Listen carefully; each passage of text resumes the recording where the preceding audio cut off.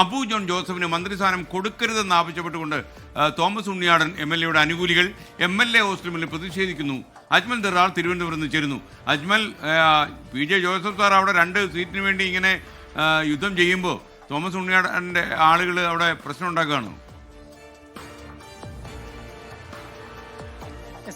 UDF അധികാരത്തിൽ വന്നതിന് പിന്നാലെ മന്ത്രിസഭാ രൂപീകരണത്തിന് വേണ്ടിയുള്ള ചർച്ചകൾ പുരോഗമിക്കുകയാണ്. അതിൻ്റെ ഘടകകക്ഷികൾ അവരുടെ അവകാശവാദങ്ങളുമായി മുന്നോട്ട് പോകുമ്പോൾ ഇപ്പോൾ കോൺഗ്രസിൻ്റേതാണെങ്കിൽ KPCC കേന്ദ്രീകരിച്ചും ഈ PJ ജോസഫ് വിഭാഗത്തിൻ്റെ കേരള കോൺഗ്രസിൻ്റെ ആണെങ്കിൽ MLA ഹോസ്റ്റൽ കേന്ദ്രീകരിച്ചും ഈ മന്ത്രിസഭയുടെ അവകാശവാദങ്ങളും ചർച്ചകളും പുരോഗമിക്കുന്നതിനിടെയാണ് 2 സീറ്റ് അവകാശവാദവുമായി PJ ജോസഫ് വിഭാഗം മുന്നോട്ട് വന്നത്. ഇപ്പോൾ അതിൽ 2 സീറ്റ് ലഭിക്കുകയാണെങ്കിൽ അതൊന്ന് അബു ജോൺ ജോസഫിനും ഒന്ന് മോൻസ് ജോസഫിനുമാണ് കേരള കോൺഗ്രസിൻ്റെ ജോസഫ് വിഭാഗം കരുതിയിരിക്കുന്നത്. അതിനിടയിലാണ് തോമസ് ഉണ്ണിയാടൻ വിഭാഗം എന്ന് അവകാശപ്പെടുന്ന ഒരു വിഭാഗം MLA ഹോസ്റ്റലിന് മുന്നിൽ ഇപ്പോൾ അബു ജോൺ ജോസഫിന് സീറ്റ് നൽകരുത്, മന്ത്രിസ്ഥാനം നൽകരുതെന്ന് ആവശ്യപ്പെട്ടുകൊണ്ട് ഒരു പ്രതിഷേധം സംഘടിപ്പിക്കുന്നത്. ഇപ്പോൾ പ്രവർത്തകർ നമ്മളോടൊപ്പം ചേരുന്നുണ്ട്.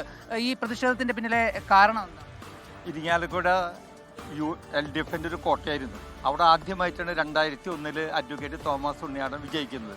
വീണ്ടും 2006 വിജയിച്ചു, 2011 വിജയിച്ചു, ഹാട്രിക് വിജയം നേടി. ഇപ്പോൾ 2026 LDF 9 സീറ്റ് തൃശ്ശൂർ നേടിയപ്പോൾ UDF ലഭിച്ച 4 സീറ്റിലൊന്ന് അഡ്വക്കേറ്റ് തോമസ് ഉണ്ണിയാടൻ ജയിച്ച ഇരിങ്ങാലക്കുടയാണ്. അതും മിന്നുന്ന വിജയം. 10,212 വോട്ടുകൾക്കാണ് സിറ്റിംഗ് MLAയും മിനിസ്റ്ററുമായിരുന്ന R ബിന്ദുവിനോട് തോൽപ്പിച്ചത്.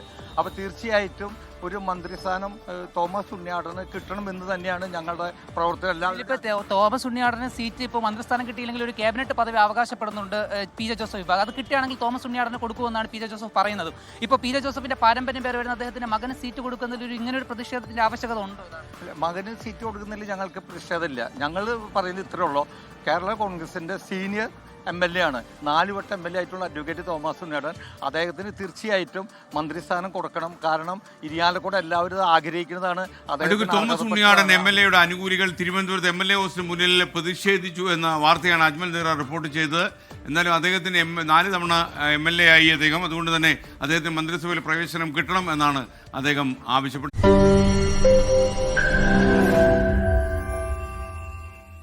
ലോകത്തെവിടെയായാലും ഏത് സമയത്തും 24 വാർത്തകളും ഓഗ്മെന്റഡ് റിയാലിറ്റി പാക്കേജുകളും എക്സ്പ്ലെയിനറുകളും വിശദമായി കാണാൻ ഞങ്ങളുടെ YouTube ചാനൽ നിങ്ങൾക്ക് സബ്സ്ക്രൈബ് ചെയ്യാം.